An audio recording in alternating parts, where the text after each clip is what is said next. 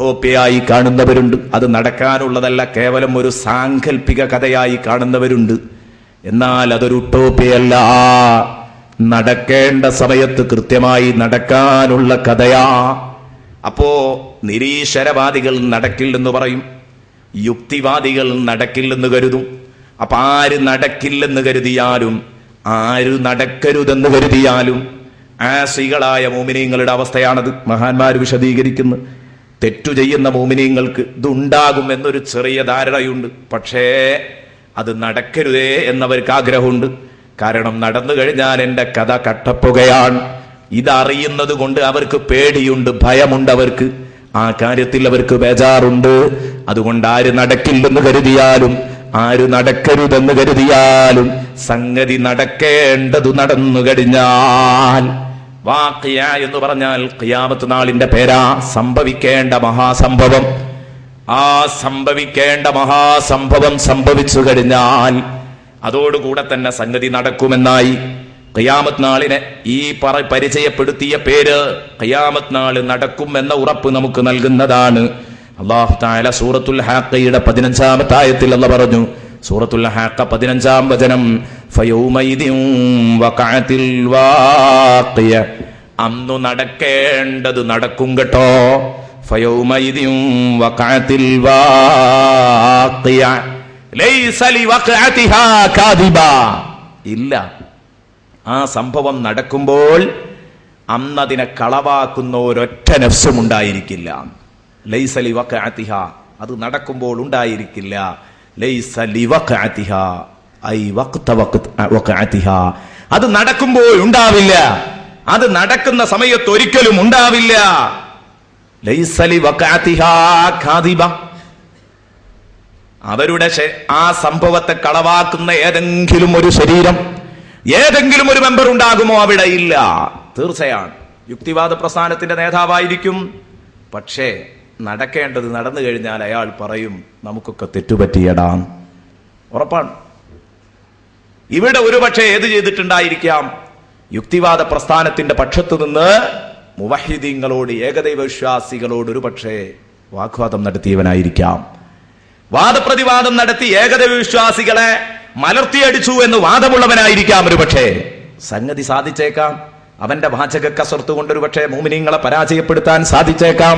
പക്ഷേ ഒരു കാര്യം സത്യമാണ്, എത്ര ഞെളിഞ്ഞാലും ഈ സംഭവം നടക്കുമ്പോൾ അതിനെ കളവാക്കുന്ന ഒരൊറ്റ ശരീരവും ഇവിടെ ഉണ്ടാവില്ല. ഇന്നൊരു പക്ഷേ കലാനാഥൻ സാറ് സംവാദങ്ങൾ നടത്തി വിജയിക്കുന്നു എന്ന് അവകാശപ്പെടുന്നുണ്ടാകാം.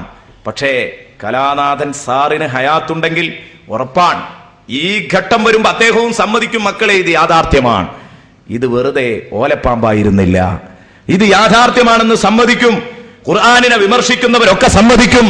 യുക്തിവാദികളും അതേ രൂപത്തിൽ നിരീശ്വരവാദ പ്രസ്ഥാനങ്ങളും എല്ലാവരും സമ്മതിക്കുന്ന ഒരു യാഥാർത്ഥ്യമാണിത്. നടക്കേണ്ടത് നടന്നു കഴിഞ്ഞാൽ അന്നതിനെ കളവാക്കുന്ന ഒരൊറ്റ ശരീരവും ഉണ്ടാവില്ല.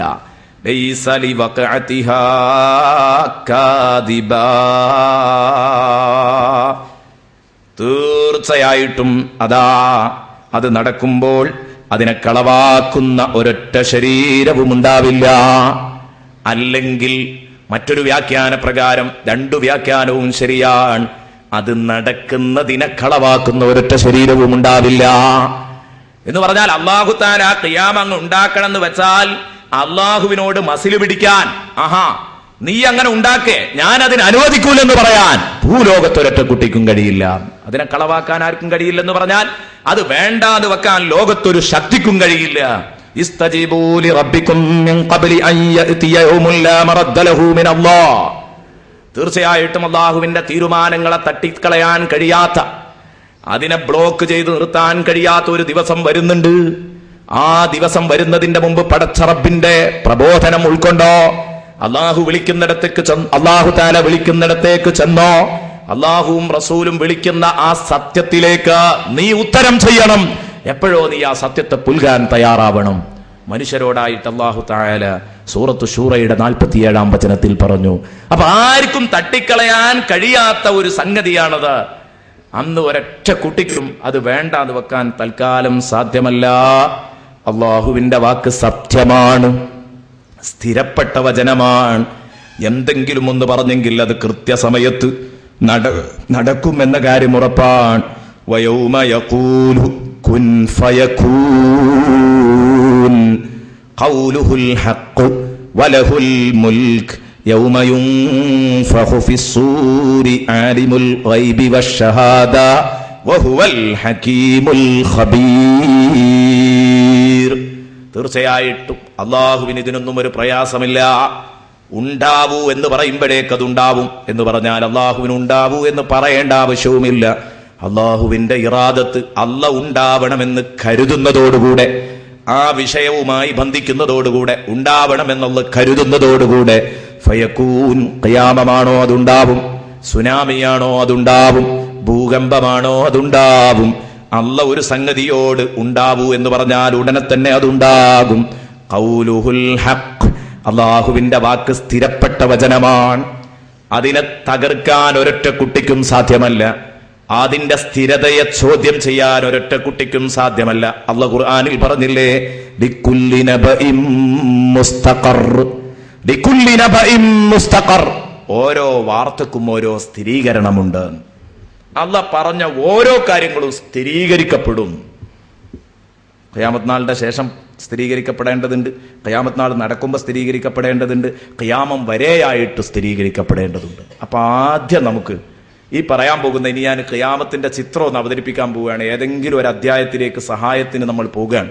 എന്നിട്ട് അത് എടുത്തിട്ട് ഏറ്റവും നന്നായിട്ട് ഇതൊക്കെ സംഭവിക്കുമ്പോൾ അതിനെ കളവാക്കുന്ന ഒരാളുണ്ടാകൂല എന്ന് പറയുന്നത് നമുക്ക് ബോധ്യപ്പെടണമെങ്കിൽ ഖിയാമം നടക്കുന്ന ആ ചിത്രം, സർവലോകനാശത്തിന്റെ ചെറിയ ഒരു ചിത്രമെങ്കിലും നമുക്ക് കിട്ടണം. ആ സർവലോകനാശത്തിന്റെ ചിത്രം ഏറ്റവും നന്നായിട്ട് നമുക്ക് പരിചയപ്പെടാൻ പറ്റിയ സൂറത്തു തക്വീറിലാണ്. കാരണം അല്ലാഹുവിന്റെ ഹബീബ് പറഞ്ഞു, മൻ സറഹു അൻ യൻദുറ ഇലാ യൗമിൽ ഖിയാമത്തി റഅയൽ ഐൻ ഫല്യഖ്റഅ സൂറത്തത് തക്വീർ. മൻ സറഹു, ആർക്കെങ്കിലും സന്തോഷം തോന്നിയെങ്കിൽ, അൻ യൻദുറ ഇലാ യൗമിൽ ഖിയാമ, ഖിയാമത്ത് നാളിലേക്ക് നോക്കുന്നത് ആർക്കെങ്കിലും സന്തോഷമായി തോന്നിയെങ്കിൽ, ഖിയാമം കാണുന്നത് ആർക്കെങ്കിലും സന്തോഷമായി തോന്നിയെങ്കിൽ, റഅയൽ ഐൻ, നഗ്നനേത്രം കൊണ്ട് ഖിയാമം കാണണമെന്ന് ആഗ്രഹിക്കുന്നവരുണ്ടെങ്കിൽ, പച്ചയായ കണ്ണുകൊണ്ട് എനിക്ക് ഖിയാമത്ത് നാൾ ഇപ്പൊ ഒന്ന് കാണണം എന്ന് ആരെങ്കിലും ആഗ്രഹിക്കുന്നുണ്ടെങ്കിൽ, ഖിയാമത്ത് നാൾ കാണുക അന്ന് അത് ഭാഗ്യമുള്ള അതിന് വിധിക്കപ്പെട്ട ആളുകൾ മാത്രമേ ഉള്ളൂ. ഭാഗ്യം എന്നതിനെ കുറിച്ച് പറയാൻ വയ്യ. അതിന് വിധിക്കപ്പെട്ട ആളുകൾക്ക് മാത്രമേ ഖിയാമം കാണാൻ കഴിയുള്ളൂ. എന്നാൽ ആ സംഗതി ഇന്ന് എനിക്ക് ആ ചിത്രം ഒന്ന് കാണണം എന്ന് ആർക്കെങ്കിലും ആഗ്രഹം ഉണ്ടെങ്കിൽ റസൂലുള്ളാഹി പറഞ്ഞു, ഫല്യഖ്റഅ സൂറത്തത് തക്വീർ, സൂറത്തു തക്വീർ അവനൊന്ന് പാരായണം ചെയ്തോട്ടെ, സൂറത്തു തക്വീർ അവനൊന്ന് പാരായണം ചെയ്തോട്ടെ. ഫല്യഖ്റഅ സൂറത്തത് തക്വീർ. കാരണം സൂറത്തു തക്വീർ ശരിക്ക് സർവലോകനാശത്തിന്റെ ചിത്രം. അത് കുറെ കഴിഞ്ഞിട്ട് നടക്കാൻ പോകുന്നത് ഇപ്പം ഇങ്ങനെ നടക്കുന്നത് പോലെ ഇങ്ങനെ അവതരിപ്പിക്കാൻ, എവിടോ നടക്കുന്നത് നമുക്ക് ലൈവായിട്ട് സ്ക്രീനിൽ കിട്ടാറുണ്ട്. അതേ ഒരു ആനന്ദം യഥാർത്ഥത്തിൽ സൂറത്തു തക്വീർ ഓതുമ്പോൾ ഉണ്ടാവും. അതേ ഒരു ഭയാനകതയും. കാരണം എന്താ, യുഗങ്ങൾ കഴിഞ്ഞിട്ട് സംഭവിക്കാൻ പോകുന്ന ഒരു കാര്യം ഇപ്പം നമ്മുടെ മുമ്പിൽ ഒരു സ്ക്രീനിൽ ഇങ്ങനെ സമർപ്പിക്കുന്നത് പോലെ തോന്നും നമുക്കത് ഓതുമ്പോൾ. ശരിക്കും അതിന്റെ മുഴുവൻ ചിത്രവും റസൂലുള്ളാഹി വെറുതെ പറഞ്ഞതല്ല, അതിന് മറ്റൊരു അധ്യായമല്ല ഓതേണ്ടത് സൂറത്തു തക്വീറാണ്. അപ്പൊ ഇൻഷാ അല്ലാഹ് നമുക്ക് സൂറത്തു തക്വീറിലേക്ക് തന്നെ പോകാം.